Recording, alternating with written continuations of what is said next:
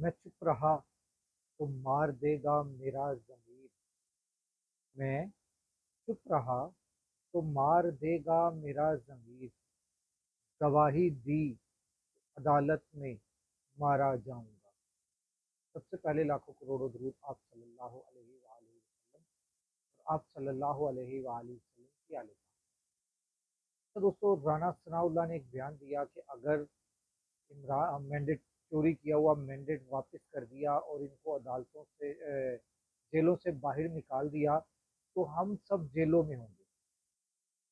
عوام کو اس بیان کے اوپر سمجھنا چاہیے، عوام کو اس بیان کے اوپر سمجھنا چاہیے کہ یہ کیا کہہ رہا ہے۔ یہ مان رہا ہے کہ ہم نے چوری کیا ہے مینڈیٹ کس کا؟ عمران خان کا۔ اور اگر عمران خان کو ہم نے باہر نکال دیا اور اس کے کارکنان کو باہر نکال دیا تو ہم سب جیلوں میں ہوں گے۔ مطلب کہ جو ان کے اوپر کیسز بنے ہوئے ہیں وہ سارے کے سارے کیسز وہ سارے کے سارے کیسز جینین ہیں۔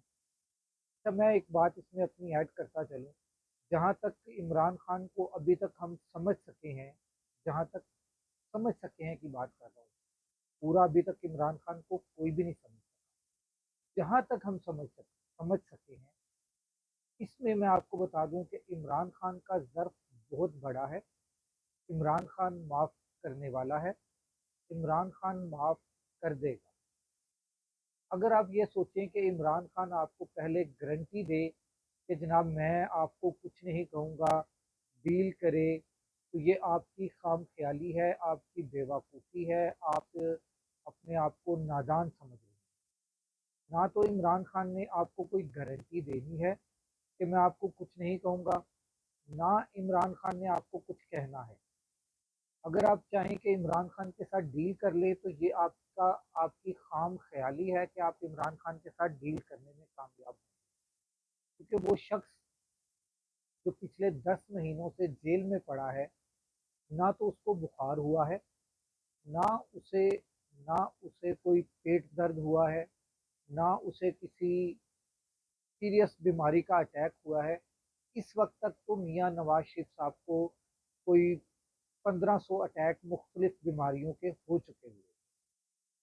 میاں صاحب اس وقت تک تو 4-5 دفعہ ہاسپٹل کے چکر، بلکہ 10 دفعہ ہاسپٹل کے چکر لگا چکے۔ اگر عمران خان نے ابھی تک ایک بھی چکر ہاسپٹل کا نہیں لگایا تو اس کا مطلب کیا ہے کہ عمران خان حلال کھاتا ہے، اور حلال کھانے والوں کو اللہ تبارک و تعالیٰ طاقت عطا فرما دیتا ہے، اور اس طاقت کی بدولت سے انسان جو ہے وہ تمام قسم کی بیماریوں سے بچا رہتا ہے۔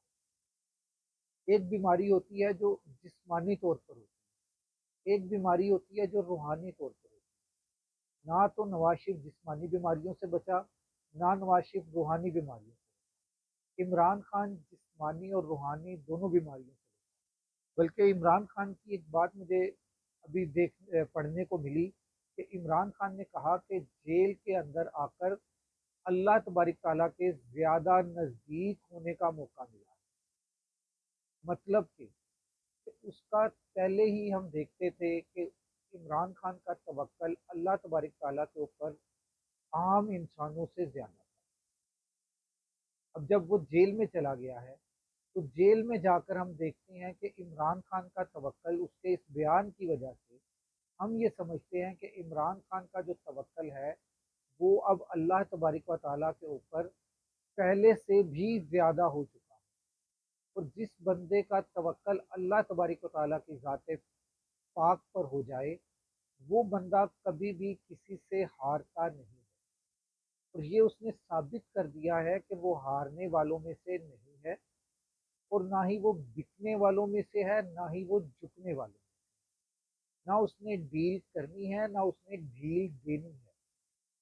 تو اس لیے آپ لوگ اس سے صلح کرنے کی بات کریں، آپ اس سے معافی مانگنے کی بات نہ کریں۔ نہ اس نے معافی مانگنی ہے، نہ وہ بدلہ لے گا۔